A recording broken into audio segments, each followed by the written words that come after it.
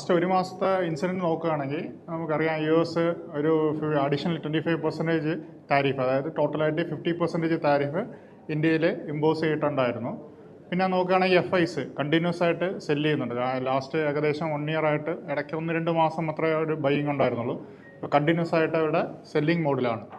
പിന്നെ Indian markets under perform ആണ്. കാര്യം നമുക്ക് നോക്കുകയാണെങ്കിൽ അമേരിക്കൻ മാർക്കറ്റിൽ ഡോ ജോൺസ് ആയാലും S&P 500 ആയാലും നാസ്ഡാക്ക് ആയാലും എല്ലാം റെക്കോർഡ് ഹൈയിലാണ്. ഇപ്പോൾ ഈ കഴിഞ്ഞ ആഴ്ചയിൽ തന്നെ സിംഗപ്പൂർ സ്ട്രൈറ്റ് ഇൻഡെക്സ് അതുപോലെ കൊറിയൻ ഇൻഡെക്സ് അത് ഹൈ അടിച്ചിട്ടുണ്ടായിരുന്നു, ഓൾ ടൈം ഹൈ. പിന്നെ ഈ അവരുടെ ജപ്പാൻ്റെ നിക്കൈ ഇൻഡെക്സ് അത് ഹൈ അടിച്ചു. അത് already European markets, German markets ഒക്കെ ഹൈയിലാണ്. അപ്പം യൂറോപ്യൻ, അമേരിക്കൻ, ഏഷ്യൻ മാർക്കറ്റ്സ് എല്ലാം ദിവസവും ന്യൂ ഹൈയിലോട്ട് പോകുന്നുണ്ട്. ഇന്ത്യൻ മാർക്കറ്റ് മാത്രമേ ഉള്ളൂ ഇപ്പോൾ കുറച്ച് ഡൗൺ ആയിരുന്നു ഓഗസ്റ്റിലൊക്കെ. ഇപ്പോൾ തിരിച്ചൊരു റിക്കവറി വരുന്നുണ്ട്, ഹൈ എത്തിയിട്ടില്ല. പിന്നെ നോക്കുകയാണെങ്കിൽ നമുക്ക് മൺസൂൺ നല്ല സർപ്ലസ് ആയിരുന്നു. നല്ല കൂടുതൽ നോർത്ത് ഇന്ത്യയിൽ ഫ്ലാഷ് ഫ്ലഡ്സ് ഒക്കെ ഒരുപാട് വന്നു. അപ്പോൾ ഒരുവിധം ഈ രാജസ്ഥാൻ പോലുള്ള ഏരിയയിലൊക്കെ ഹിസ്റ്റോറിക്കൽ റെയിൻ എന്നാണെന്ന് പറയുന്നത്. അപ്പോൾ ഈ റെയിൻ്റെ എഫക്റ്റൊക്കെ ഇനി വരുന്ന അഗ്രികൾച്ചർ സീസണിൽ നല്ല പോസിറ്റീവ് ആയിരിക്കും. അപ്പോൾ ഇപ്പോൾ ആൾമോസ്റ്റ് തീരാറായി. സെപ്റ്റംബർ 30 വരെയാണ് മൺസൂൺ സീസൺ വരുന്നത്. ഇപ്പോൾ ഇപ്രാവശ്യത്തെ മൺസൂൺ പ്രതീക്ഷിച്ചതുപോലെ നല്ല മൺസൂൺ ആയിരുന്നു. പിന്നെ ഇൻഡെക്സ് ലെവൽ നോക്കുകയാണെങ്കിൽ നിഫ്റ്റി 3% അപ്പായിരുന്നു. കാരണം കഴിഞ്ഞ ഓഗസ്റ്റിലായിരുന്നു നമ്മൾ മറ്റേ താരിഫിന് ഇമ്പാക്റ്റ് കൊണ്ട് മാർക്കറ്റൊക്കെ ഡൗൺ ആയിരുന്നു. അപ്പോൾ അത് വെച്ച് നോക്കുമ്പോൾ 3% നല്ല റിക്കവറി വന്നിട്ടുണ്ട്. അതുപോലെ സെൻസെക്സ് 2.5% റിക്കവറി വന്നിട്ടുണ്ട്. Mid cap 3.9, small cap 3.4, almost 4% mid and small ക്യാപ്പിൽ റിക്കവറി ഉണ്ട്. മേജർ ഇൻഡെക്സ് സെൻസെക്സും അതുപോലെ നിഫ്റ്റിയിൽ ഓൾമോസ്റ്റ് 2.5%, 3% റിക്കവറി വന്നിട്ടുണ്ട്. ഇതാണ് നമ്മൾ ലേറ്റസ്റ്റ് താരിഫ്. US-ൻ്റെ 50% താരിഫ് ഇമ്പോസ് ചെയ്യുന്നതിന് ഇന്ത്യൻ ഗുഡ്സിൽ. അപ്പോൾ അതിൽ നോക്കിക്കഴിഞ്ഞാൽ ഗാർമെൻറ്റ്സ് ആണ് ഏറ്റവും കൂടുതൽ എഫക്റ്റ് ആയിട്ടുള്ളത്. ഇപ്പം ഗാർമെൻറ്റ്സ് ഇത് മോസ്റ്റ് ഫേവേർഡ് നേഷൻ താരിഫ്, അതായത് ഒരു ഡിസ്ക്രിമിനേഷൻ ഒന്നും ഇല്ലാതെ ഒരു നോർമൽ നേഷനിൽ ഇമ്പോസ് ചെയ്യുന്ന താരിഫാണ്. അപ്പോൾ അതിൽ ടെക്സ്റ്റൈൽസ് നോക്കുകയാണെങ്കിൽ 12% ആണ് ജനറലി എല്ലാ നേഷൻസിലും അവരുടെ ഫ്രണ്ട്ലി അല്ലെങ്കിൽ മോസ്റ്റ് ഫേവേർഡ് നേഷൻസിൽ ഇമ്പോസ് ചെയ്യുന്നത്. ഇപ്പോൾ ഇന്ത്യക്ക് ആൾമോസ്റ്റ് 62% ഉണ്ട്.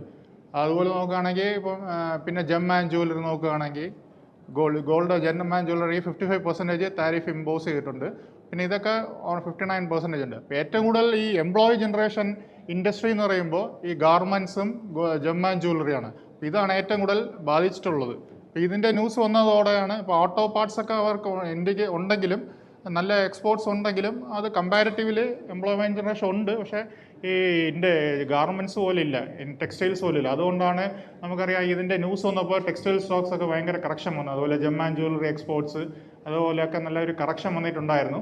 ഇപ്പോൾ ഒരു താരിഫിൻ്റെ ഒരു കുറയ്ക്കാൻ സാധ്യത ഉണ്ടെന്നുള്ള ന്യൂസ് വന്നപ്പോൾ ഇപ്പോൾ തിരിച്ചെല്ലാം റിക്കവറി വന്നതും ഈ 2 സെക്ടേഴ്സിലാണ്. ഇപ്പോൾ ടെക്സ്റ്റൈൽ സ്റ്റോക്സ് കഴിഞ്ഞ ആഴ്ചയൊക്കെ ടെക്സ്റ്റൈൽ സ്റ്റോക്സും അതുപോലെ ജെം ആൻഡ് ജ്വല്ലറി എക്സ്പോർട്സ് അത് റിലേറ്റഡ് ആയിട്ടുള്ള സ്റ്റോക്സ് ആണ് ഈ അഡീഷണൽ താരിഫ് ഇമ്പോസ് ചെയ്ത സെക്ടേഴ്സ് ആയിരുന്നു കഴിഞ്ഞ ഒരു 1 വീക്കായിട്ട് റിക്കവറി വന്നത്. ഒരുപാട് ഇറങ്ങിയതും കഴിഞ്ഞ മാസം അതായിരുന്നു.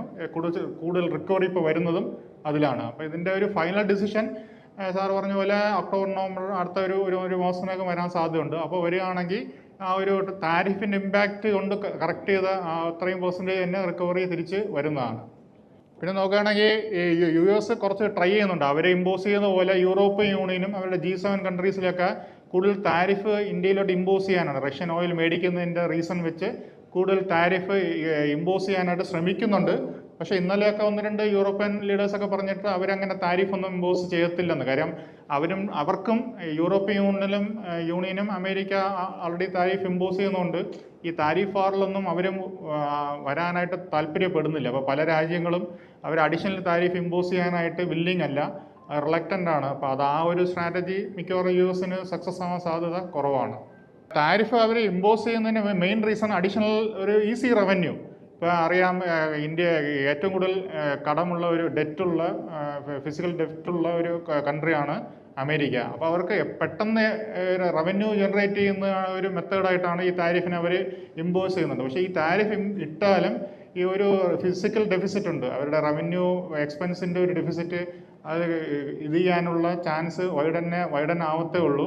അത് നികത്താനുള്ള ഒരു ചാൻസ് ഇല്ല. കാര്യം ഡെറ്റ് കൂടിക്കൊണ്ട് തന്നെയാണ് ഇരിക്കുന്നത്. അമേരിക്കൻ ഡെറ്റ് നോക്കിക്കഴിഞ്ഞാൽ അതായത് ഇത് അമേരിക്കൻ ഇത് റവന്യൂ ആണ്, ഗവൺമെൻറ് റവന്യൂ കൂടുന്നത്. പക്ഷേ ഡെറ്റ് അതിനിടെ കൂടുതലാണ് കൂടുന്നത്. കാര്യം 2018-19 ഈ കോവിഡ് കഴിഞ്ഞിട്ടാണ് ഭയങ്കരമായിട്ട് അമേരിക്കയിൽ ഡെറ്റ് കൂടിയത്. അപ്പോൾ ഈ താരിഫിൻ്റെ ലൈൻ ഇതാണ്. അപ്പോൾ ഇത്ര കുറച്ചേ കൂടുന്നുള്ളൂ. അപ്പോൾ ഇത്രയും കൂടിയതുകൊണ്ട് ഈ ഒരു ഗ്യാപ്പ്, ഈ ഒരു ഡെപ്ത്, ഈ ഹൈറ്റ് കൊണ്ട് ഒരിക്കലും നമുക്ക് കൺക്ലൂഡ് ചെയ്യാൻ പറ്റത്തില്ല, ബ്രിഡ്ജ് ചെയ്യാൻ പറ്റത്തില്ല. അപ്പം നോക്കുകയാണെങ്കിൽ താരിഫ് റവന്യൂ നോക്കുകയാണെങ്കിൽ കമ്പാരിറ്റീവ്ലി കൂടിയിട്ടുണ്ട്. കഴിഞ്ഞ ഒരു 2-3 മാസം കൊണ്ട് താരിഫ് റവന്യൂ നല്ല ഇതാണ്. പഴയുള്ള താരിഫ് റവന്യൂ ഇപ്പം നല്ല രീതിയിൽ കൂടുന്നുണ്ട്. പക്ഷേ ഈ കൂടുന്ന റവന്യൂ കൊണ്ട് ബ്രിഡ്ജ് ചെയ്യാനുള്ള ചാൻസസ് കുറവാണ്. എങ്കിലും അമേരിക്ക ഇപ്പോഴും one of the highest physical deficit ഉള്ള ഒരു കൺട്രി ആയിട്ട് തന്നെ അവർ റിമെയിൻ ചെയ്യും. പിന്നെ ജിയോ പൊളിറ്റിക്കൽ ടെൻഷൻ നോക്കുകയാണെങ്കിൽ അമേരിക്ക താരിഫ് എല്ലാ കൺട്രീസിലും ഇമ്പോസ് ചെയ്ത് തുടങ്ങി. അപ്പോൾ അതിൻ്റെ ഒരു ഇമ്പാക്റ്റായിട്ട് പല രാജ്യങ്ങളും തമ്മിൽ റീഅലൈൻമെൻറ്റ് വന്നിട്ടുണ്ട്. ഇപ്പോൾ ചൈനയും ഇന്ത്യയും കുറച്ച് സ്റ്റാൻഡ് ഓഫ് കുറച്ച് വർഷമായിട്ട് ഉണ്ടായിരുന്നു. ഇപ്പോൾ ഇന്ത്യയും ചൈനയും കുറച്ച് അടുത്തു. ആൾറെഡി റഷ്യയായിട്ട് നമ്മൾ നല്ല ടേംസാണ്. അപ്പോൾ ഇന്ത്യ, റഷ്യ, ചൈനയൊക്കെ വരുന്നുണ്ട്. അതുപോലെ തന്നെ ബ്രസീൽ ഉള്ള രാജ്യങ്ങളും അവരും ഇന്ത്യയോട്ട് കുറച്ചുകൂടെ അടുക്കുന്നുണ്ട്. അപ്പോൾ പല പൊളിറ്റിക്കൽ റീഅലൈൻമെൻറ്റ് വേൾഡിൽ നടക്കുന്നുണ്ട്. അപ്പോൾ അതാണ് വൺ ഓഫ് ദ റീസൺ അമേരിക്കയുടെ ഒരു ഹാർഡായിട്ടുള്ള അവരുടെ ഒരു പൊസിഷൻ അവർ കുറച്ച് സോഫ്റ്റൻ ചെയ്യാൻ തുടങ്ങുന്നത്. കാര്യം ഇപ്പോൾ നെഗോസിയേഷനൊക്കെ അവർ വില്ലിങ് ആണ്. അപ്പോൾ താരിഫ് കുറയ്ക്കാനുള്ള സാധ്യതകളും ഇപ്പോൾ ഉണ്ട്. അപ്പോൾ അതിൻ്റെ ഒരു മെയിൻ റീസൺ നമ്മൾ റീഅലൈൻമെൻറ്റിനൊക്കെ പോയതിൻ്റെ ഒരു ഇമ്പാക്റ്റാണ്. പിന്നെ ഇപ്പോഴും ഇന്ത്യ, റഷ്യ, ചൈന ഇപ്പോഴും പല ഇതിലും ടോക്ക് നടക്കുന്നുണ്ട്. കാര്യം ചൈന കുറച്ച് ഇന്ത്യക്ക് ഇമ്പോർട്ടൊക്കെ റെസ്ട്രിക്ഷൻ ഉണ്ടായിരുന്നു. ഈ ഇലക്ട്രോ മാഗ്നറ്റിക് ഇതൊക്കെ ഇലക്ട്രിക് വെഹിക്കിൾ യൂസ് ചെയ്യുന്ന റയർ എർത്ത് മെറ്റീരിയൽസിൻ്റെയൊക്കെ കുറച്ച് ഇമ്പോർട്ട് കുറച്ചിട്ടുണ്ടായിരുന്നു. ഇപ്പോൾ അതൊക്കെ റിസ്യൂം ചെയ്തിട്ടുണ്ട് ഇന്ത്യയിലോട്ട്. അപ്പോൾ അങ്ങനെ കുറച്ച് ഫേവറബിൾ ആയിട്ടുള്ള ഡിസിഷൻസൊക്കെ ചൈനയിൽ വന്നു തുടങ്ങി. അപ്പോൾ അങ്ങനെയൊക്കെ വന്നപ്പോഴാണ് ഒരു റീഅലൈൻമെൻറ്റ് സാധ്യത കണ്ടിട്ടാണ് ഒരു സ്റ്റാൻഡ് US-ൻ്റെ ഒരു ടഫായിട്ടുള്ള സ്റ്റാൻഡ് അവർ കുറച്ച് റിലാക്സ് ചെയ്ത് തുടങ്ങിയത്. പിന്നെ ബ്രിക് കൺട്രീസിൻ്റെ ഒരു കോയിലേഷൻ കുറച്ചുകൂടെ കുറച്ചുകൂടെ നല്ല സ്മൂത്തായിട്ട് പോകുന്നുണ്ട്. കുറച്ചുകൂടെ അവർ ബ്രിക് കൺട്രീസിൻ്റെ ഇടയ്ക്ക് കുറച്ച് ദിവസം ഇന്ത്യ, ചൈന സ്റ്റാൻഡ് ഓഫ് വന്ന് ബ്രിക് എന്ന് പറഞ്ഞ ഒരു ടീം കുറച്ച് ഡൗൺ ആയി തുടങ്ങിയിട്ടുണ്ട്. ഒരു കുറച്ച് അപ്പോൾ അത് കുറച്ച് റിക്കവറി ആയിട്ടുണ്ട്. ഇപ്പോൾ ബ്രിക്സ് എന്ന് പറഞ്ഞ ഒരു കൺട്രീസ് കുറച്ചുകൂടെ സ്ട്രോങ് ആയിട്ട് കൊണ്ടുപോകാനായിട്ടാണ് ഈ ബ്രിക് ലീഡേഴ്സൊക്കെ ഡിസൈഡ് ചെയ്തിരിക്കുന്നത്. അത് വൺ ഓഫ് ദ റീസൺ ആണ് ട്രംപ് ഒരു സ്റ്റാൻഡ് കുറയ്ക്കാനുള്ള സാധ്യത. പിന്നെ US മെയിനായിട്ട് വരുന്ന 2 ഡേറ്റ ആണ്. ഇത് US ഇൻഫ്ലേഷൻ ഡേറ്റ വെച്ചാണ് അവർ റേറ്റ് കട്ട് തീരുമാനിക്കുന്നത്. അപ്പോൾ നെക്സ്റ്റ് വീക്കിൽ ഫെഡ് മീറ്റിംഗ് ഉണ്ട്. 17-8 സെപ്റ്റംബറിൽ ഫെഡ് മീറ്റിംഗ് ഉണ്ട്. അപ്പോൾ ഇപ്പോൾ കഴിഞ്ഞ കുറച്ച് ദിവസമായിട്ട് നല്ല രീതിയിൽ ഇൻഫ്ലേഷൻ നോർമലായിട്ട് കുറഞ്ഞു വരുന്നുണ്ട്. പക്ഷേ അവരുടെ കംഫർട്ട് ലെവൽ ബിലോ 2 ആണ് പറയുന്നത്.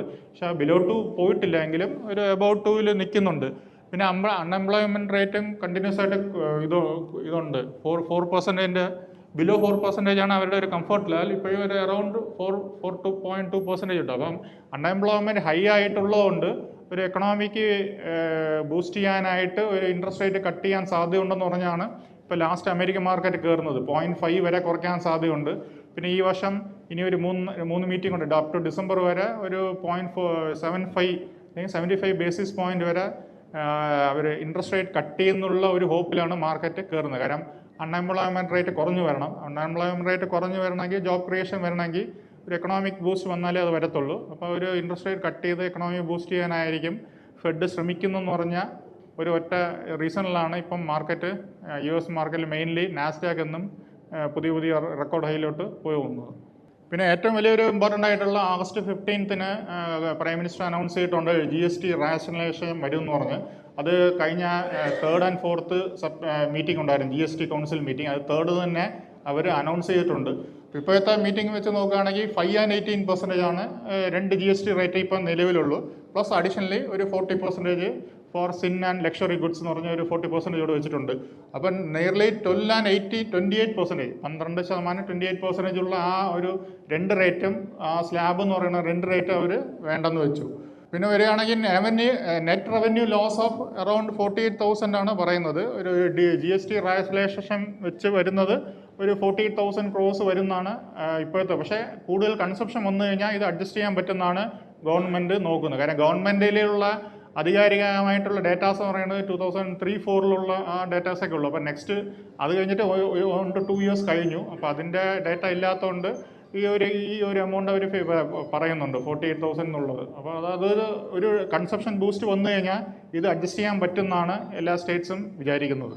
പിന്നെ 22 തൊട്ടാണ് പുതിയ റേറ്റ്സ് ഒക്കെ വരുന്നത്. അപ്പം ഇത് ഒരു ചെറിയൊരു നെഗറ്റീവ് എന്ന് പറയുമ്പോൾ ഓഗസ്റ്റ് 15 തന്നെ ഇവിടെ വരാൻ സാധ്യതയുണ്ടെന്ന് പറഞ്ഞ് അനൗൺസ് ചെയ്തപ്പോൾ തന്നെ ഈ GST കുറയാൻ സാധ്യതയുള്ള തിങ്സ് അല്ലെങ്കിൽ പ്രോഡക്ട്സ് അതൊക്കെ കുറച്ച് സെയിൽസ് കുറഞ്ഞു കാണാം. കാര്യം ഇനി ഒക്ടോബർ 2 കുറയ്ക്കുമ്പോൾ ഇല്ലെങ്കിൽ GST കുറയുമ്പോൾ ഇപ്പോൾ ഓട്ടോമൊബൈൽ ആയാലും 10% കുറയും. അപ്പോൾ ആ സമയത്ത് മേടിക്കാമെന്ന് പറഞ്ഞ് ഈ ഒരു ഓഗസ്റ്റ് ലാസ്റ്റും സെപ്റ്റംബർ ഫസ്റ്റ് വീക്കും കുറേ സെയിൽസ് കമ്പാരിറ്റീവ് കുറച്ച് കുറഞ്ഞു കാണും. കാര്യം കുറയുമ്പോൾ മേടിക്കാമെന്ന് പറഞ്ഞ് ചിലർ സെയിൽസൊക്കെ പോസ്റ്റ്പോൺ ചെയ്യാനുള്ള സാധ്യത ഉണ്ട്. അപ്പം 22 വരുന്നത്. പക്ഷേ മഹേന്ദ്രയൊക്കെ അവരിപ്പോൾ തന്നെ GST എന്തായാലും 22 കുറയുന്ന അവരിപ്പോൾ തന്നെ അവർ കുറയ്ക്കുമെന്ന് പറഞ്ഞ് അവർ ആ ഒരു പുതിയ പ്രൈസ് ഇപ്പം തന്നെ അവർ ലോഞ്ച് ചെയ്യാൻ പോവുകയാണ്. അപ്പോൾ ഇതൊക്കെയാണ് മേജറായിട്ടുള്ള കറക്ഷൻസ്, കുറഞ്ഞിട്ടുള്ള റേറ്റ്സ് എന്ന് പറയുന്നത്. ഫസ്റ്റ് നോക്കുകയാണെങ്കിൽ ഡെയിലി എസെൻഷ്യൽസ് ആയിട്ടുള്ള അറിയാം FMCG ഗുഡ്സ് മെയിനായിട്ട് വരുന്നത്. FMCG ഗുഡ്സൊക്കെ ഏകദേശം എല്ലാം 18% ഒക്കെ ആയിരുന്നു. കാര്യം ഈ ടൂത്ത് പേസ്റ്റ്, ടൂത്ത് ബ്രഷ് ഇതൊക്കെ നമ്മൾ നിത്യോപ സാധനങ്ങളാണ്. 18% GST ഉണ്ടായിരുന്നത്, അതിപ്പം 5% കുറഞ്ഞിട്ടുണ്ട്. അതുപോലെ ഈ ഡയറി പ്രോഡക്ട്സ്, പനീർ അതുപോലത്തെ ഒക്കെ അതിലും 12% ഉണ്ടായിരുന്നു, അത് 5% ആയി. അതുപോലെ പാക്ക്ഡ് ഐറ്റംസ് എല്ലാം 5% ആയി. പിന്നെ ഇങ്ങനെ കുറേ നമുക്ക് ഡെയിലി യൂസബിൾ ആയിട്ടുള്ള തിങ്സ് ഒക്കെ 12% നിന്ന് 5% ആയിട്ട് കുറഞ്ഞിട്ടുണ്ട്. പിന്നെ ഹെൽത്ത് കെയർ നോക്കുകയാണെങ്കിൽ ഏറ്റവും വലിയ അഡ്വാൻറ്റേജ് പറയുമ്പോൾ insurance, individual health and life insurance എന്നാണ്. അതിൽ floater policy including floater family floater policy എല്ലാത്തിലും അവർ GST നില്ലായിട്ടാണ് വെച്ചിരിക്കുന്നത്. അപ്പോൾ 18% വരും. കാരണം നമ്മളൊരു 30,000 അല്ല 30,000 ഒരു ഇൻഷുറൻസ്, ഹെൽത്ത് ഇൻഷുറൻസ് പ്രീമിയം അടയ്ക്കണമെങ്കിൽ ആൾമോസ്റ്റ് 8,000 to 6,000 8,000 GST ആണ് വരുന്നത്. അപ്പം ഒരു 20-25,000 ഒക്കെ ആയിട്ട് കുറയാൻ സാധ്യതയുണ്ട്. അപ്പോൾ ഒരു 30,000 ഒക്കെ ഒരു ഇൻഷുറൻസ് പ്ലാൻസ് മന്ത്ലി ഇയർലി നമുക്ക് പേ ചെയ്യണമെങ്കിൽ ഒരു 5,000 to 6,000 എന്തായാലും കുറയാൻ സാധ്യതയുണ്ട്. അപ്പോൾ അതൊരു വലിയൊരു അഡ്വാൻറ്റേജ് ആണ് പബ്ലിക്കിന്. പിന്നെ നോക്കുകയാണെങ്കിൽ പല ഹെൽത്ത് പ്രോഡക്ട്സും 12% നിന്ന് 5% ആക്കിയിട്ടുണ്ട്. ഈ ഡെയിലി ആയിട്ടുള്ള ചെറിയ ചെറിയ മീറ്റേഴ്സ് അതുപോലത്തൊക്കെ ഡയഗ്നോസ്റ്റിക് മീറ്ററൊക്കെ നല്ല രീതിയിൽ കുറച്ചിട്ടുണ്ട്. പിന്നെ നമുക്ക് നോക്കുകയാണെങ്കിൽ ഈ ഇത് ഫാർമേഴ്സിൻ്റെ ഐറ്റംസ്, ട്രാക്ടർ പ്രോഡക്ട്സ് ഒക്കെ 12% നിന്ന് ചില 18 നിന്ന് 5 ആക്കി, 12 നിന്നും 5 ആക്കിയിട്ടുണ്ട്. പോലുള്ള കമ്പനീസിന് വലിയ അഡ്വാൻറ്റേജ് ആണ്. കാര്യം നോർമൽ ഓട്ടോമൊബൈൽസിന് 18% ഉണ്ട്, പക്ഷേ ഇത് അതിൽ നിന്നും കുറച്ച് 5% ആക്കിയിട്ടുണ്ട്. അപ്പോൾ നല്ല റിഡക്ഷനാണ് ഈ ഫാർമർ ഓറിയൻറ്റഡ് ആയിട്ടുള്ള എക്യുപ്മെൻസിനും അതുപോലെ ട്രാക്ടേഴ്സിനൊക്കെ വരുന്നത്. പിന്നെ നോക്കണേ ഓട്ടോമൊബൈൽ സെക്ടേഴ്സ് അറിയാം 28 നിന്നെല്ലാം 18% ആക്കിയിട്ടുണ്ട്. അപ്പോൾ ആൾമോസ്റ്റ് ഒരു 15,000 to 20,000 ഒക്കെ കുറയാൻ സാധ്യതയുണ്ട് ചെറിയ കാറിനൊക്കെ. ഒരു മീഡിയം മിഡ് സൈസ് കാറൊക്കെ ആണെങ്കിൽ നല്ല എമൗണ്ട് കുറയാനുള്ള സാധ്യത ഉണ്ട്. പിന്നെ ടൂ വീലറും 28% ആയിരുന്നു. ടൂ വീലറൊക്കെ ഒരു കോമൺ മാൻ വെഹിക്കിളാണ്. ഇപ്പോൾ അതിനൊക്കെ 28% GST വളരെ ഹൈ ആയിരുന്നു. അതെല്ലാം 18% ആക്കിയിട്ടുണ്ടായിരുന്നു. പിന്നെ ഇലക്ട്രോണിക് അപ്ലയൻസസ് മേജറും 28 ആയിരുന്നു. ഈ വാഷിംഗ് മെഷീൻ, TV, ഫ്രിഡ്ജ് എല്ലാം 28 ആയിരുന്നു, അതെല്ലാം ഇപ്പം 18 ആയി. അപ്പോൾ ഓൾമോസ്റ്റ് 10% റിഡക്ഷനും അത് വരും. പിന്നെ ഒരുപാട് ഫുഡ് ഐറ്റംസ് ഒക്കെ, ഈ പാക്ക്ഡ് ഫുഡ് ഐറ്റംസ് ഒക്കെ 0 ആക്കിയിട്ടുണ്ട്. ഈ പാക്ക്ഡ് ചപ്പാത്തി, പൊറോട്ട അതുപോലത്തെ ഒക്കെ ബ്രാൻഡഡ് ആയിട്ടുള്ളതൊക്കെ 5%, ചിലതൊക്കെ 18 ആയിരുന്നു, അതൊക്കെ നില്ലാക്കിയിട്ടുണ്ട്. അപ്പം ഒരു 22 കഴിഞ്ഞിട്ട് ഒരു കൺസംഷൻ, ഒരു റിവൈവൽ വരുന്നുള്ള രീതിയിലാണ് ചെയ്തിരിക്കുന്നത് ഗവൺമെൻറ് സൈഡിൽ നിന്ന്. പിന്നെ Q1 ഏണിങ്സ് നോക്കുകയാണെങ്കിൽ നമുക്ക് ലാർജ് ക്യാപ് സെക്ടേഴ്സ് നോക്കുകയാണെങ്കിൽ പ്രോഫിറ്റ് 10% ഗ്രോത്ത് ആണ് കാണിച്ചിട്ടുള്ളത്. പിന്നെ ഇത് ഇത് നിഫ്റ്റി കമ്പനീസ്, നിഫ്റ്റിയിൽ 10% ഉണ്ട്. ലാർജ് ക്യാപ്പ് എടുക്കുകയാണെങ്കിൽ 11% ആണ് ഗ്രോത്ത് കാണിച്ചിട്ടുള്ളത്.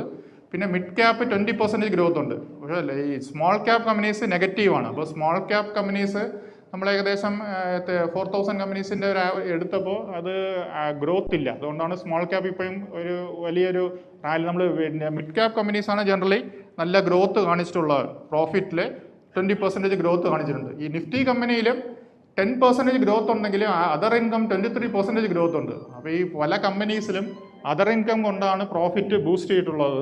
അപ്പോൾ ഈ അതർ ഇൻകം കൂടെ എടുത്തു കഴിയുമ്പോൾ നിഫ്റ്റി കമ്പനീസിൻ്റെ റിസൾട്ട് ആവറേജ് ആണ്, സ്മോൾ ക്യാപ്പ് കമ്പനീസും റിസൾട്ട് ആവറേജ് ആണ്. അപ്പോൾ മിഡ് ക്യാപ്പ് കമ്പനീസാണ് ഒരു നല്ല പെർഫോം ചെയ്തിട്ടുള്ളത്. പിന്നെ നോക്കുകയാണെങ്കിൽ ഗ്ലോബൽ മാർക്കറ്റ് വാല്യുവേഷൻ നോക്കുകയാണെങ്കിൽ ഇന്ത്യ ഇപ്പോഴും ഒരു 26 P-യിലാണ് ട്രേഡിംഗ് നടക്കുന്നത്. ഇപ്പോൾ ഇതൊക്കെ നോക്കുകയാണെങ്കിൽ മൈനസിലാണ് നിൽക്കുന്നത്. കാര്യം ലാസ്റ്റ് 20 years ആവറേജ് ആണ് നോക്കുന്നത്. അപ്പം അത് ഇപ്പോൾ കറണ്ട് P ആണ് ഇത്. കറണ്ട് P നോക്കുകയാണെങ്കിൽ എല്ലാം ഒരു 10-14 ഇതൊക്കെ ഉണ്ട്. അപ്പം ഇപ്പോഴും ഹൈലി ഒരു ഇൻലൈൻ വിത്ത് ദ വാല്യൂഷനാണ് ഇന്ത്യൻ മാർക്കറ്റ് ഉണ്ടായിട്ടുള്ളത്. പക്ഷേ ഹിസ്റ്റോറിക്ക് നോക്കുകയാണെങ്കിലും ഇന്ത്യൻ മാർക്കറ്റ് എപ്പോഴും ഈ 20-25 ആ റേഞ്ചിൽ ട്രേഡിംഗ് നടത്തിയിട്ടുള്ളത്. വലിയതായിട്ടൊന്നും ഇറങ്ങിപ്പോയിട്ടില്ല. പക്ഷേ അതർ ഏഷ്യൻ മാർക്കറ്റ്സ് ഈ വരുന്നത് ഇതുപോലത്തെ ഈ സിംഗപ്പൂർ, ഹോങ്കോങ്, തായ്ലാൻഡ്, ബ്രസീൽ ഇതൊക്കെ വളരെ ലോയിലാണ് ട്രേഡിങ്. ആവറേജ് പി വെച്ച് നോക്കുമ്പോൾ വളരെ ലോയിലാണ് ഇപ്പോഴും ട്രേഡിങ് നടക്കുന്നത്. അപ്പോൾ അതൊക്കെ കുറച്ചുകൂടെ, അതുകൊണ്ടാണ് അതൊക്കെ പെട്ടെന്ന് ഹൈ വരുന്നുണ്ട്. ഇന്ത്യൻ മാർക്കറ്റിൻ്റെ വാല്യുവേഷൻ റീസണബിളി നമ്മൾ എപ്പോഴും ഹൈയിലാണ് എപ്പോഴും ട്രേഡ് ചെയ്തിട്ടുള്ളത് ലാസ്റ്റ് ഒരു 10 to 20 years ആയിട്ട്. അതുകൊണ്ട് ആ ലെവലിൽ വലുതായിട്ടൊന്നും കറക്ഷൻ വരാത്തതുകൊണ്ടാണ് ഒരു റീസൺ നമുക്കൊരു വലിയൊരു റാലി നമ്മൾ വിറ്റ്നസ് ചെയ്യാൻ പറ്റാത്തത്. പിന്നെ Q1 GDP ഡേറ്റ നമുക്ക് 7.8% വന്നിട്ടുണ്ടായിരുന്നു. അപ്പോൾ കഴിഞ്ഞ പ്രാവശ്യം ആൾമോസ്റ്റ് 7 ഉണ്ടായിരുന്നു. അപ്പോൾ ഇപ്രാവശ്യം 7.8 ഉണ്ടായിരുന്നു. അപ്പോൾ അതിൽ ഒരു ടെക്നിക്കലായിട്ടുള്ള ഒരു ഇഷ്യൂ എല്ലാവരും പറയുന്നത്, കാര്യം എപ്പോഴും ഇപ്പോൾ കറണ്ട് മാർക്കറ്റ് പ്രൈസ് വെച്ചാണ് ഫസ്റ്റ് GDP കാൽക്കുലേറ്റ് ചെയ്യണം. അപ്പോൾ അത് നോമിനൽ GDP എന്ന് പറയും. അപ്പോൾ അതിൽ നിന്ന് ഇൻഫ്ലേഷൻ കുറച്ചിട്ടാണ് ഈ റിയൽ GDP എന്ന് പറഞ്ഞ് 7.8 അവർ പബ്ലിഷ് ചെയ്തത്. അപ്പോൾ ഈ കുറയ്ക്കുന്നതിന് ഈ GDP ഇതെടുക്കും,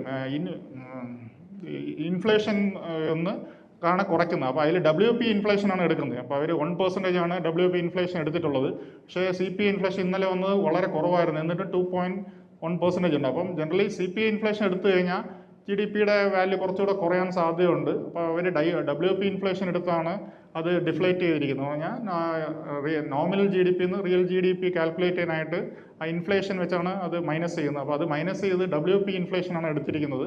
അപ്പോൾ WP ഇൻഫ്ലേഷൻ ഹിസ്റ്റോറിക്കലി ഇപ്പോൾ ലോ ആണ്, വളരെ ലോ ആണ്. ഒരു മാനുഫാക്ചറിങ് സെക്ടറിലെ ഇൻഫ്ലേഷൻ വളരെ കുറവാണ്. CPI ഇൻഫ്ലേഷൻ എടുത്തിരുന്നെങ്കിൽ ചിലപ്പോൾ കുറച്ചുകൂടെ കുറയുമായിരുന്നു എന്നാണ് ഒരു ആംഗിൾ പറയുന്നത് ഈ GDP ഡേറ്റയുടെ. പിന്നെ ഇപ്പോൾ ഏറ്റവും വലിയൊരു ട്രെൻഡ് എന്ന് പറയുമ്പോൾ ലാസ്റ്റ് ഒരു 20 years ആയിട്ട് കാണുന്നത് നമ്മുടെ പേഴ്സണൽ ഇൻകത്തോടെ പേഴ്സണൽ എക്സ്പെൻഡിച്ചർ കൂടുന്നുണ്ട്. എന്ന് പറഞ്ഞാൽ ഇപ്പോൾ നമ്മൾ കിട്ടുന്ന വരുമാനത്തോടെ യങ് ജനറേഷൻ കൂടുതൽ ചിലവഴിക്കുന്നുണ്ട്. അപ്പോൾ അതിൻ്റെ ഒരു മേജറായിട്ടുള്ള ഒരു കാര്യം, ഇന്ത്യ ഇസ് ഒരു സേവിങ് ഹൈ കൺട്രീസ് ആയിരുന്നു. നമ്മളൊരു 30-35% സേവിങ്സ് റേറ്റ് ഉണ്ടായിരുന്നു. പക്ഷേ അത് കുറഞ്ഞ് ഇപ്പോൾ ഓൾമോസ്റ്റ് 20% ആയി സേവിങ്സ് റേറ്റ്. പക്ഷേ പേഴ്സണൽ കൺസപ്ഷൻ നല്ല രീതിയിൽ കൂടുന്നുണ്ട്. അപ്പോൾ അതിൻ്റെ 2 ഡേറ്റ ആണ്.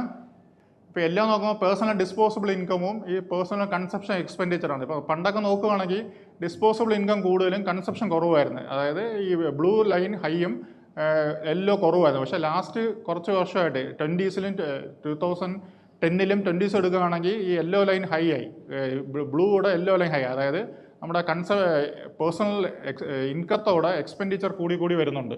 അപ്പോൾ അതിൻ്റെ റീസണാണ് ഈ ഹൗസ് ഹോൾഡ് സേവിങ്സ് റേറ്റ് ഭയങ്കരമായിട്ട് കുറയുന്നുണ്ട്. ഇപ്പം ഹൗസ് ഹോൾഡ് സേവിങ്സ് റേറ്റ് എന്ന് പറയുമ്പോൾ ഏകദേശം 30%-ന് മുകളിൽ ഉണ്ടായിരുന്നു, ഇപ്പോൾ 22% ഉണ്ടായി. പക്ഷേ ഹൗസ് ഹോൾഡ് ഡെറ്റ് എന്ന് പറയുന്നത് 30%-ന് ആൾമോസ്റ്റ് 54% ഉണ്ടായിരുന്നു. അപ്പോൾ അതുകൊണ്ടാണ് ഒരു പേഴ്സണൽ ഇൻകം ആ ലെവലിൽ കൂടുതൽ ഡിഫോൾട്ട് വരാനുള്ള, ഇപ്പോൾ കോർപ്പറേറ്റോടെ ഈ പേഴ്സണൽ ഇൻകം ലെവലിലുള്ള അല്ലെങ്കിൽ പേഴ്സണൽ ലോൺസിൽ കൂടുതൽ ഡിഫോൾട്ട് ഇപ്പോൾ ബാങ്ക്സിലൊക്കെ വരാനുള്ള സാധ്യത ഉണ്ട്, അത് വരുന്നുണ്ട്. അതുകൊണ്ടാണ് അതിൻ്റെ മെയിൻ റീസൺ എന്ന് പറയുമ്പോൾ ഈ സേവിങ്സ് റേറ്റോടെ നമുക്ക് കൂടുതൽ എക്സ്പെൻഡിച്ചർ പേഴ്സണൽ കൺസപ്ഷൻ റേറ്റ് കൂടി വരുന്നുണ്ട്. പിന്നെ മൺസൂൺ 8% സർപ്ലസ് ആയിരുന്നു. ഈ വർഷത്തിലെ ഏറ്റവും കൂടുതൽ നല്ല മൺസൂൺ ആയിരുന്നു, 8% സർപ്ലസ് ആയിരുന്നു. ആൾമോസ്റ്റ് എബോവ് നോർമലായിരുന്നു. അപ്പം ഈ 10th സെപ്റ്റംബർ വെച്ചുള്ള ഡേറ്റ അനുസരിച്ച് ഈസ്റ്റ് ആൻഡ് നോർത്ത് ഈസ്റ്റിൽ മൈനസ് ആയിരുന്നു. ബാക്കി ഏറ്റവും കൂടുതൽ കിട്ടിയത് നോർത്ത് വെസ്റ്റ് സെൻട്രൽ ഇന്ത്യയിലാണ്. അതുപോലെ സൗത്തിലും ഒരുവിധം നല്ല മൺസൂൺ ഉണ്ട്. ഏറ്റവും കൂടുതൽ കിട്ടിയത് നോർത്ത് വെസ്റ്റ് ഇന്ത്യയാണ്. അതേപോലെ മറ്റേ UP അതുപോലത്തെ ഇതിലൊക്കെ നല്ല പ്രതീക്ഷിച്ചോടെ നല്ല മഴയായിരുന്നു ഇപ്രാവശ്യം.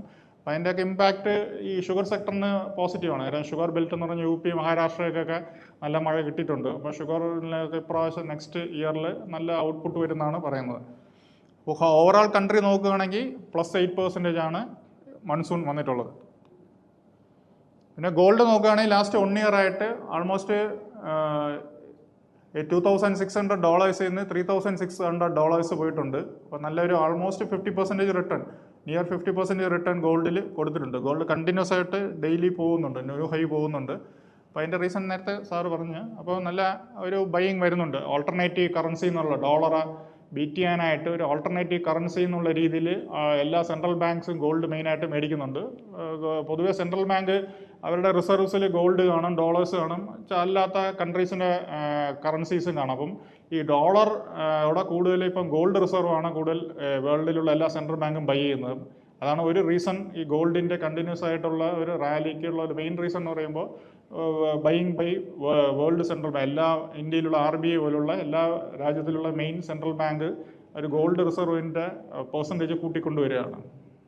അതിൻ്റെ ഇമ്പാക്റ്റാണ് നമുക്ക് റുപ്പി ഡിപ്രീഷിയേറ്റ് ആവുന്നുണ്ട്. ഗോൾഡിൻ്റെ ഒരു അപ്പമുണ്ട്, പിന്നെ റുപ്പി ഡിപ്രീഷിയേറ്റ് എന്ന് വരുന്നുണ്ട്. ഇന്ത്യയിൽ ഗോൾഡിൻ്റെ പ്രൈസ് കൂടുതൽ റൈസ് ആവുന്നുണ്ട്. കാരണം ഗ്ലോബലിയും ഗോൾഡ് റാലി വിറ്റ്നസ് ആവുന്നുണ്ട്. റുപ്പിയും ജനറലി നമുക്ക് ഇതാവുന്നുണ്ട്, ഡിപ്രീഷിയേറ്റ് ആവുന്നുണ്ട്. റുപ്പി ഡിപ്രീഷിയേറ്റ് ആകുന്ന ഒരു മെയിൻ റീസൺ എന്ന് പറയുമ്പോൾ ഈ FIയുടെ കണ്ടിന്യൂസ് ആയിട്ടുള്ള ഒരു സെല്ലിംഗ് ആണ്. കാര്യം FI വിറ്റ് കഴിഞ്ഞാൽ അവർ ഡോളറിലാണ് ഫണ്ട് അവരുടെ രാജ്യത്തോട്ട് കൊണ്ടുപോകുന്നുണ്ട്. അപ്പോൾ FI കണ്ടിന്യൂസ് സെല്ല് ചെയ്യുമ്പോൾ ജനറലി റുപ്പി വീക്ക് ആകാനുള്ള സാധ്യതയുണ്ട്. പിന്നെ നമ്മുടെ ഈ ഇമ്പോർട്ടും കുറയുന്നില്ല. എക്സ്പോർട്ട് കമ്പയർ ചെയ്യുമ്പോൾ നമുക്ക് ഇമ്പോർട്ട് ഹൈ ആണ്. ഇപ്പോൾ ഗോൾഡിൻ്റെ പ്രൈസ് കൂടുന്തോറും നമ്മുടെ ഗോൾഡ് നമ്മൾ കൂടുതൽ ഇമ്പോർട്ടാണ് ചെയ്യുന്നത്, അതിൻ്റെ ബില്ലും കൂടുന്നുണ്ട്. അപ്പോൾ ജനറലി റുപ്പി കുറച്ച് ഡിപ്രീഷിയേറ്റ് ആവുന്നുണ്ട്. അതിൻ്റെ ഇമ്പാക്റ്റാണ് നോക്കുകയാണെങ്കിൽ ഇപ്പോൾ നിയർലി 88 ആയിക്കഴിഞ്ഞു. 88 ഒരു ഡോളറിന് 88 റുപ്പീസിലോട്ട് പോയി കഴിഞ്ഞു. പിന്നെ നോക്കുകയാണെങ്കിൽ കാപ്പക്സ് നോക്കുകയാണെങ്കിൽ US മുമ്പ് ഏറ്റവും കൂടുതൽ ഓയിൽ ആൻഡ് ഗ്യാസ് കമ്പനീസാണ് കാപ്പക്സ് ചെയ്തുകൊണ്ടിരുന്നത്. ഇപ്പം കൂടുതൽ അത് ടെക്നോളജി ഓറിയൻറ്റഡ് ആയിട്ടുള്ള കമ്പനി കാപ്പക്സ് ചെയ്യുന്നുണ്ട്. ഇപ്പോൾ നോക്കുകയാണെങ്കിൽ എല്ലാ മേജറായിട്ടുള്ള ആപ്പിൾ, മൈക്രോസോഫ്റ്റ്, NVIDIA എല്ലാം നോക്കുകയാണെങ്കിൽ നല്ല കാപ്പക്സ് ആണ് അവർ ചെയ്യുന്നത്. ഇപ്പോൾ കഴിഞ്ഞ ഈ വർഷം തന്നെ 2025 ഇയർ ടു ഡേറ്റ് $245 ബില്യൺ അവർ ആൾറെഡി ഈ കാപ്പക്സ് ചെയ്തു കഴിഞ്ഞു. ഇപ്പോൾ ഈ ഓയിൽ ആൻഡ് ഗ്യാസ് നോക്കുമ്പോൾ 76 ഉള്ളൂ. അപ്പം മുമ്പത്തെ വർഷമൊക്കെ നോക്കുകയാണെങ്കിൽ 2021 നോക്കുകയാണെങ്കിൽ ഓയിൽ ആൻഡ് ഗ്യാസ് സെക്ടറാണ് ഏറ്റവും കൂടുതൽ കാപ്പക്സ് ചെയ്തുകൊണ്ടിരുന്നത്. ഇവർ സെക്കൻഡ് ആയിരുന്നു. ഇപ്പം കഴിഞ്ഞ 2024 ഈ വർഷം 2020 അപ് ടു ദിസ് മന്ത് നോക്കുകയാണെങ്കിൽ ഇവരാണ്, അത് US ടെക്നോളജി കമ്പനീസാണ് കാപ്പക്സ് ചെയ്തുകൊണ്ടിരുന്നത്. അപ്പോൾ അതൊരു എക്കണോമിക് റിവൈവലിനും ചാൻസ് ഉണ്ട്. പക്ഷേ കാപ്പക്സ് എല്ലാം ചെയ്യുന്ന വലിയ വലിയ കമ്പനീസാണ്. ആൾമോസ്റ്റ് 100% സക്സസ് ആവണമെന്നില്ല. കാര്യം ടെക്നോളജിയിൽ അങ്ങനത്തെ ഒരു ഡ്രാബാക്സ് ഉണ്ട്. ചില കാപ്പക്സ് ഒക്കെ ഫെയിലിയർ ആവാം, ചില നമ്മൾ പ്രതീക്ഷിക്കുന്നത്ര വിജയം കിട്ടില്ല. എങ്കിലും ചെയ്യുന്ന കമ്പനീസൊക്കെ വലിയ കമ്പനീസാണ്, ടെക്നോളജിയിൽ നല്ല എക്സ്പീരിയൻസ് ഉള്ള കമ്പനീസാണ്. അവർ കാപ്പക്സ് ചെയ്യുന്നതാണ് ഏറ്റവും കൂടുതൽ ബെനിഫിറ്റഡ്. അതുകൊണ്ടാണ് നാസ്ഡാക്ക് മാർക്കറ്റ് എന്നും ന്യൂ ഹൈ പോകുന്നത്. കാരണം ഒരു ടെക്നോളജി ഓറിയൻറ്റഡ് ആയിട്ട് നല്ല കാപ്പക്സ് അമേരിക്കയിൽ ഇപ്പം വരുന്നുണ്ട്. ഓയിൽ ആൻഡ് ഗ്യാസ് സെക്ടറോടെ കൂടുതൽ കാപ്പക്സ് അമേരിക്കയിൽ ഇപ്പോൾ വരുന്നത് ടെക്നോളജി ഡ്രിവൺ കമ്പനീസിലാണ്. ഇപ്പം പോർട്ട്ഫോളിയോ FIയുടെ സെല്ലിംഗ് നോക്കുകയാണെങ്കിൽ കണ്ടിന്യൂസ് ആയിട്ട് സെല്ലിംഗ് ആണ്. കഴിഞ്ഞ ആദ്യം സെപ്റ്റംബർ തൊട്ട് വിറ്റുകൊണ്ടിരുന്നത്, പിന്നെ ഒരു 3-4 മാസം ബൈയിങ് ആയിരുന്നു. ഇപ്പം നല്ല എമൗണ്ടാണ് വിൽക്കുന്നത്. 58,000, 87,000, 46, 47 എല്ലാം നല്ല എമൗണ്ടാണ് ഇപ്പം വിൽക്കുന്നുണ്ട്. അപ്പം നല്ലൊരു ഹെവി സെല്ലിങ് FIയുടെ കണ്ടിന്യൂസ് ആയിട്ട് നടക്കുന്നുണ്ട്. അപ്പോൾ FI സെല്ലിംഗ് നിർത്തിക്കഴിഞ്ഞാൽ മാർക്കറ്റിന് ഡബിൾ പോസിറ്റീവ് വരിക. ഡൊമസ്റ്റിക് ഒരു സൈഡ് ബൈ ചെയ്തുകൊണ്ടിരിക്കുകയാണ്. അപ്പോൾ FI സെല്ലിംഗ് നിർത്തിയാലേ മതി മാർക്കറ്റ് നല്ല രീതിയിൽ റൈസ് ചെയ്യാനായിട്ട്. പിന്നെ ഏറ്റവും വലിയൊരു ലാസ്റ്റ് ഒരു 10 years ആയിട്ട് കാണുന്നതാണ് ഫോറിൻ ഇൻവെസ്റ്റേഴ്സിൻ്റെ സ്റ്റേക്ക് ഭയങ്കരമായിട്ട് കുറഞ്ഞു കഴിഞ്ഞ്.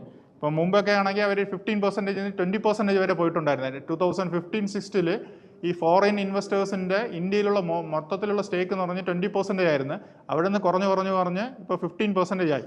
ഇപ്പോൾ ആൾമോസ്റ്റ് ഇന്ത്യയുടെ ഡൊമസ്റ്റിക് ഇൻസ്റ്റിറ്റ്യൂഷൻസിൻ്റെ സ്റ്റേക്ക് 16% അതിൻ്റെ അടുപ്പിച്ചായി, 16 to 17 ആയി. അപ്പം FIയുടെ കൂടുതൽ ഡൊമസ്റ്റിക് ഇൻസ്റ്റിറ്റ്യൂഷനാണ് ഇപ്പോൾ ഇന്ത്യയിൽ ഷെയർ ഹോൾഡ് ചെയ്യുന്നുണ്ട്. അതുകൊണ്ടാണ് മുമ്പൊക്കെ ആണെങ്കിൽ ചെറിയ എമൗണ്ട് FI വിറ്റ് കഴിഞ്ഞാൽ മാർക്കറ്റ് ഭയങ്കരമായിട്ട് ഇറങ്ങിപ്പോകും. കാര്യം FI സെല്ലിംഗ് വന്നാൽ ഇപ്പം FI കണ്ടിന്യൂസ് ആയിട്ട് സെല്ല് ചെയ്താലും മാർക്കറ്റ് കറക്റ്റ് ചെയ്യുന്നുണ്ട്. മാക്സിമം 5%, 10% ഉള്ളൂ ഹൈ നിന്ന് ഇറക്കരുത്. അപ്പോൾ മുമ്പൊക്കെ ആണെങ്കിൽ FI സെല്ല് ചെയ്യുമ്പോൾ 10%, 15% ഒക്കെ കറക്ഷൻ, 20% കറക്ഷനൊക്കെ നമ്മൾ വിറ്റ്നസ് ചെയ്തിട്ടുണ്ട് 2015. അപ്പോൾ അങ്ങനത്തെ ഒരു ഷാർപ്പ് കറക്ഷൻ ഒന്നും വരാത്തതിൻ്റെ റീസൺ എന്ന് പറയുമ്പോൾ ഡൊമസ്റ്റിക് നല്ല ബൈയിങ്ങും ചെയ്യുന്നുണ്ട്. അതിൻ്റെ മ്യൂച്വൽ ഫണ്ട് ഫ്ലോ ഇപ്പോഴും 33,000 crores കഴിഞ്ഞ മാസം വന്നിട്ടുണ്ട്. ഇപ്പോൾ SIP നോക്കുകയാണെങ്കിൽ 2023 അന്ന് ഏകദേശം 12 to 13,000 ഉണ്ടായിരുന്നുള്ളൂ ക്രോർ പെർ മന്ത്. ഇപ്പം 28,000 ലാസ്റ്റ് 2 മാസമായിട്ട് അറൗണ്ട് 28,000 ആ ഒരു ഫ്ലാറ്റ് ലെവൽ 28,000 crores മന്ത്ലി വരുന്നുണ്ട്. നമുക്കറിയാം ഏകദേശം ഒരു 20-22 ഡേയ്സേ കാണത്തുള്ളൂ മാർക്കറ്റ്. അപ്പോൾ മോർ ദാൻ 1,000 crores ഡെയിലി വരുന്നുണ്ട്. അപ്പോൾ daily more than 1,000 crores SIP വഴി വരുന്നുണ്ട്. അത് സ്റ്റേബിളാണ്. കാര്യം ലംസമായാലും വരും, ചിലപ്പം റിഡംഷൻ വരാം, അഡീഷണൽ ബൈ വരാം, എല്ലാം ചെയ്യാം. പക്ഷേ ഇതുപോലത്തത് SIP വഴി വരുന്നത് കണ്ടിന്യൂസ് ആയിട്ട് വരുന്നതാണ്. അതെപ്പോഴും സ്റ്റേബിളാണ്. നിയർ ടൈം വഴി നോക്കുമ്പോൾ ഒരു സെക്ടർ സ്പെസിഫിക്കും സ്റ്റോക്ക് സ്പെസിഫിക് ആയിട്ടുള്ള ആക്ഷൻസ് എപ്പോഴും കണ്ടിന്യൂ ചെയ്യുന്നതാണ്. കാര്യം ഓവറോൾ ഒരു ബുൾ മാർക്കറ്റ് നമ്മൾ വിറ്റ്നസ് ചെയ്യാത്തതുകൊണ്ട് സെക്ടർ സ്പെസിഫിക് ആയിട്ട് പല വരുന്ന ന്യൂസ് അനുസരിച്ച് വരും. കാര്യം ഇപ്പം ട്രംപിൻ്റെ ആ ഒരു താരിഫ് കുറച്ച് വിഡ്രോ ചെയ്യാൻ സാധ്യതയുണ്ടെന്ന് പറഞ്ഞാൽ തന്നെ അത് റിലേറ്റഡ് ആയിട്ട് സ്റ്റോക്സ് ഒക്കെ മൂവ് ചെയ്ത് തുടങ്ങി. അപ്പം അങ്ങനെ ഇതിൽ വരും. ഇഷ്ടംപോലെ ലിക്വിഡിറ്റി ഉണ്ട് കമ്പനിയിൽ. കാര്യം മ്യൂച്വൽ ഫണ്ടിൽ 28,000 crores മന്ത്ലി വരുന്നുണ്ട് SIP മോഡിൽ തന്നെ. അപ്പോൾ നല്ല ലിക്വിഡിറ്റി ഉണ്ട്. അതുകൊണ്ട് എന്തെങ്കിലും ഒരു ചെറിയ പോസിറ്റീവ് ന്യൂസ് ഒക്കെ കൊണ്ടു കഴിഞ്ഞാൽ മാർക്കറ്റ് നല്ല രീതിയിൽ റൈസ് ചെയ്യാനുള്ളത്. എപ്പോഴും ഒരു സ്റ്റോക്ക് പിക്കേഴ്സ് മാർക്കറ്റ് ആയിരിക്കും. എല്ലാ ഒരു ഭയങ്കര ബുൾ മാർക്കറ്റ് വരുമ്പോഴാണ് എല്ലാം കയറി പോകുന്നത്. അല്ലെങ്കിൽ എല്ലാ സമയവും നല്ല സ്റ്റോക്ക് പിക്കിംഗ് ഉള്ള മാർക്കറ്റ് ആയിരിക്കും. നല്ല സ്റ്റോക്സ് ഒക്കെ നല്ല റിട്ടേൺ കൊടുക്കും. നോർമൽ റിട്ടേണുള്ള സ്റ്റോക്സുകളും എപ്പോഴും അവൈലബിൾ ആണ്. ഇവൻറ്റ്സ് ടു വാച്ച് മെയിൻലി നോക്കുന്നത് ഗ്ലോബൽ പൊളിറ്റിക്കൽ ആക്ടിവിറ്റിയാണ്. കാരണം എപ്പോഴും റീഅലൈൻമെൻറ്റ് നടക്കുന്നുണ്ട്. പിന്നെ ട്രംപിൻ്റെ കമൻസ് എന്തൊക്കെയാണ് പറയുന്നതെന്ന് അറിയത്തില്ല. അതനുസരിച്ചായിരിക്കും അതിൻ്റെ മൂവ്മെൻറ്റ്സ് വരുന്നത്. പിന്നെ US fed meeting September 17th ആണ്. എക്സ്പെക്ട് ചെയ്യുന്നത് റേറ്റ് കട്ട് കാണുന്നതാണ്. അതിൻ്റെ ഇമ്പാക്റ്റ് നമുക്ക് നെക്സ്റ്റ് ഡേ ആയിരിക്കും മാർക്കറ്റിൽ വരുന്നത്. അപ്പോൾ അതിൻ്റെ ഒരു ഫൈനൽ സ്റ്റേറ്റ്മെൻറ്റ്സും എത്ര കട്ട് ചെയ്യുന്നുള്ള ഡിപ്പെൻഡ് ചെയ്തിരിക്കും ഫർദർ മൂവ്മെൻറ്റ്സ്. ഇത് മൂന്നുമാണ് മെയിനായിട്ട് വരുന്നത്. Okay, thank you.